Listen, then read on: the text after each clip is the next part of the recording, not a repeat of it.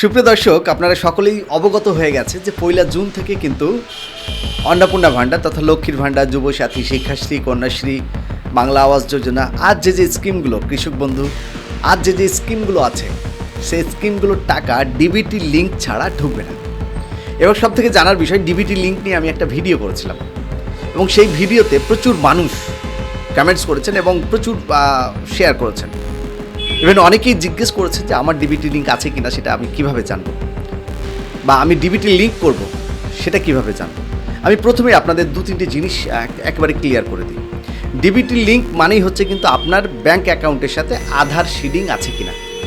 Suppose আমার দুটো account এবং দুটো অ্যাকাউন্টে আমি আধার নাম্বার দিয়ে কিন্তু অ্যাকাউন্ট খুলেছি এবং আধার লিঙ্ক আছে, সুতরাং দুটো অ্যাকাউন্টেই কিন্তু আপনার ডিবিটি লিঙ্ক হবে না, যে কোনো একটা অ্যাকাউন্টে কিন্তু আপনার ডিবিটি লিঙ্ক হবে।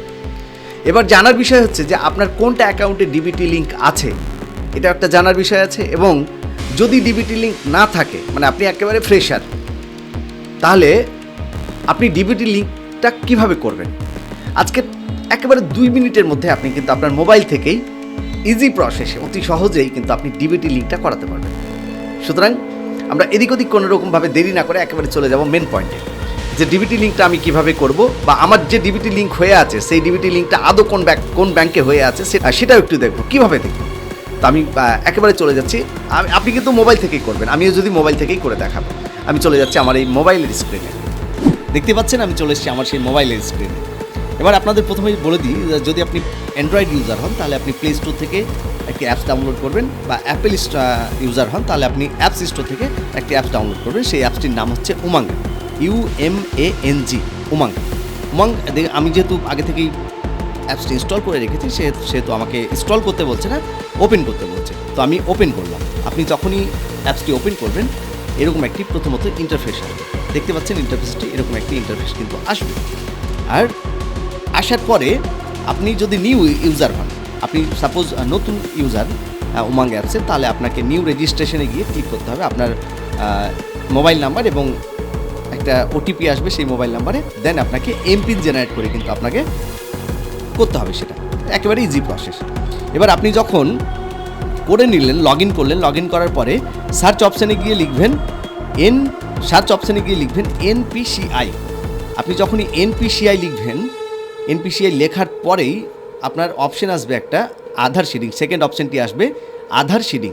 এবার আধার সিডিংয়ে যখনই আপনি ওকে করবেন তখনই আপনি দেখতে পাবেন যে মেন যে ইন্টারফেসটা, সেই মেন ইন্টারফেসটা এবার দেখা যাচ্ছে NPCI-এর যে লিঙ্ক, সেই লিঙ্কে। এবার দেখুন প্রথমত আছে হোম, তারপরে আছে আধার সিডিং, ডিসিডিং, আধার ম্যাপ স্ট্যাটাস, আধার ম্যাপিং হিস্ট্রি, দেন আছে রিকোয়েস্ট স্ট্যাটাস চেক, তারপরে আছে হেল্প। এবার আপনাকে প্রথমত জেনে নিতে হবে যে আপনার যদি আধার সিডিং হয়ে থাকে তাহলে আপনি কী করে জানবেন।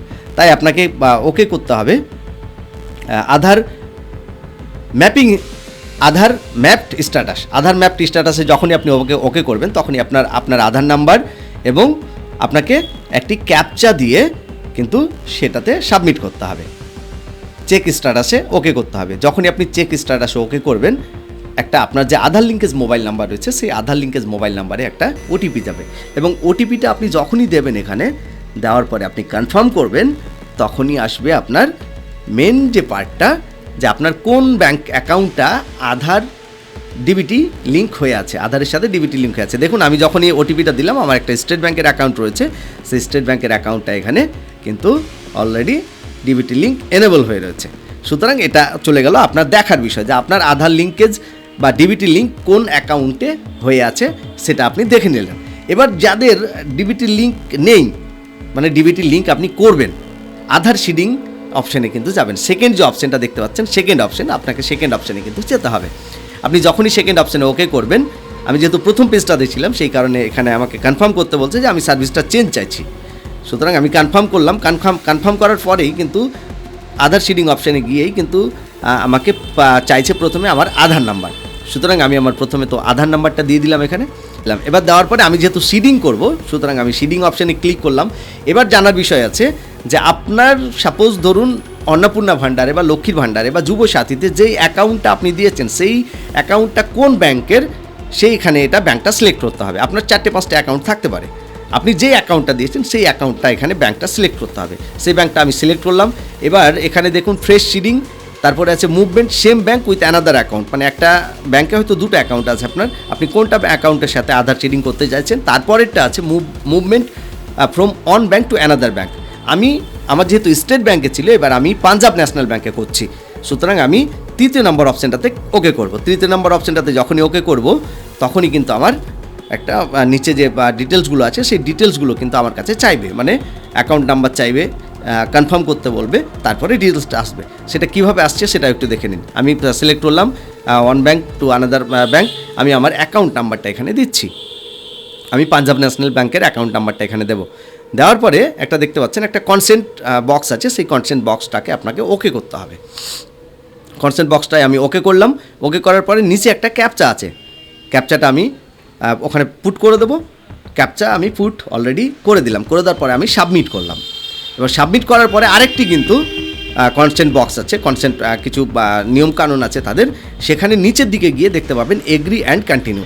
আপনি যখনই এগ্রি অ্যান্ড কন্টিনিউ করবেন তখন আপনার যে আবার আধার লিঙ্কেজ মোবাইল নাম্বারটা, মানে আধারের সাথে যে মোবাইল নাম্বারটা লিঙ্ক হয়ে আছে সেই নাম্বারে কিন্তু আপনার আবার একটা ওটিপি যাবে এবং ওটিপিটা এখানে আপনাকে দিতে হবে। আমি আবার সেই ওটিপিটা এখানে পুট করে দিলাম। পুট করে দেওয়ার পরে আমি কনফার্ম করলাম। দেখতে পাচ্ছেন আমি অলরেডি প্রসেস চলছে, চাকা ঘুরছে।